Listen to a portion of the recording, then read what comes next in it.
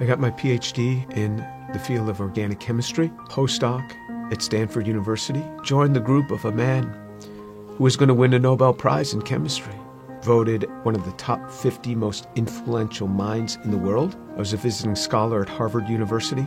I've spoken at every major university in this country, have over 650 research publications, voted the R&D magazine Scientist of the Year. I'm in the National Academy of Inventors. I'm a member of the American Association for the Advancement of Science, over 120 patents, started 7 or 8 companies. We work in areas that range from medicine to material science to electronics, computer memory, medical devices. We work across a broad range of areas. But more than any of that, what means the most to me is that I'm a Jew who believes that Jesus is the Messiah. I grew up just outside of New York City. I thought everybody was Jewish. I didn't even know that there was anything else. I had no particular interest in that, other than when all my friends were getting bar mitzvahed or bat mitzvahed, and then I would attend, of course, every week.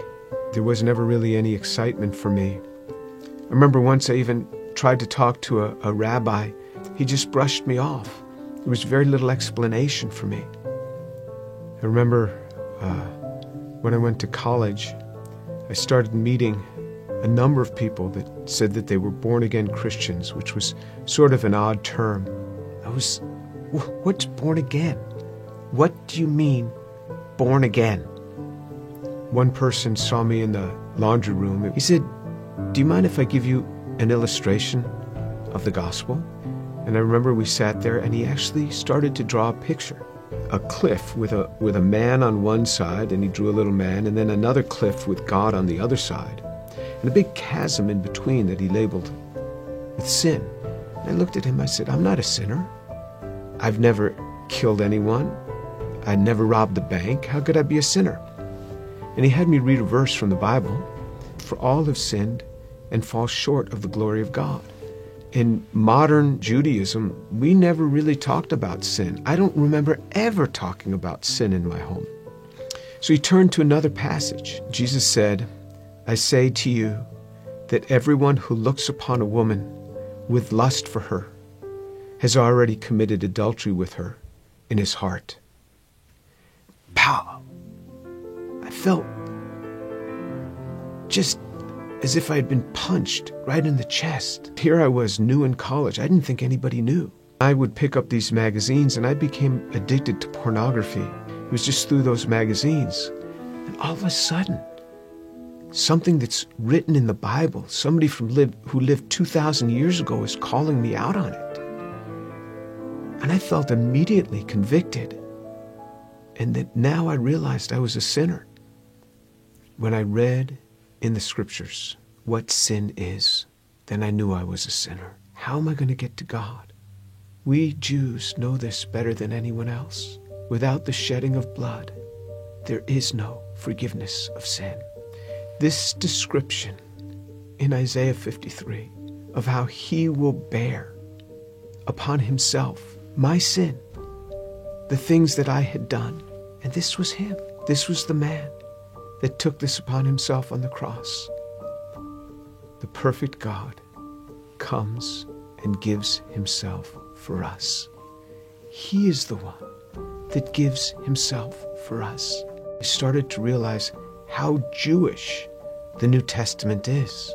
This book is so Jewish. The New Testament is so Jewish. It's all around Jewish people. And then on November 7th, 1977, I was all alone in my room.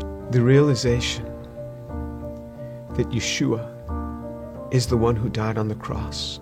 And I said, "Lord, I am a sinner. Please forgive me. Come into my life." And then all of a sudden, someone was in my room. And I opened my eyes. I was on my knees. I opened my eyes. Who's in my room? That man, Jesus Christ, stood in my room. This amazing sense of God. Jesus was in my room, and I wasn't scared. All I started doing was just weeping. The presence was so glorious because because he was there in my room on that day. And I didn't want to get up. And this amazing sense of forgiveness just started to come upon me. That was him. Finally, I got up. I didn't know what to do. I didn't know who to tell. Here's this Jewish kid from New York City. What am I going to say? My cousins were shocked. How could you do that? You're Jewish. Telling my mother how I had invited Jesus into my life. She didn't say much. She was weeping. She told my father they weren't happy at all. And she said, I don't blame them for killing Jesus after the things that he said. Who is he to come against these religious leaders that have dedicated their lives to helping people and to tell them that they are whitewashed tombs? Who is he, this young man in his 30s, to say this to these scholars?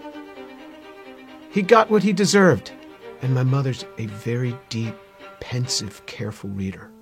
She read from Genesis right on through the Tanakh, the whole thing.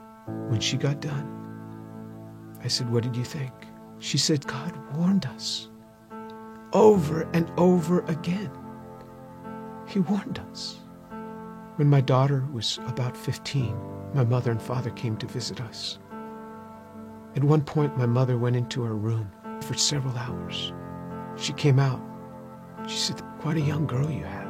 She talked to me for a long time. She started reading the Bible again, both the Old and the New Testament. One day, not long after that, she called me on the phone at the age of 72. She said, Jimmy, you wouldn't believe what happened. I said, what happened? She said, I was just reading. And it hit me. It hit me. The way he gave his life. I believe it now. Jesus is the Son of God.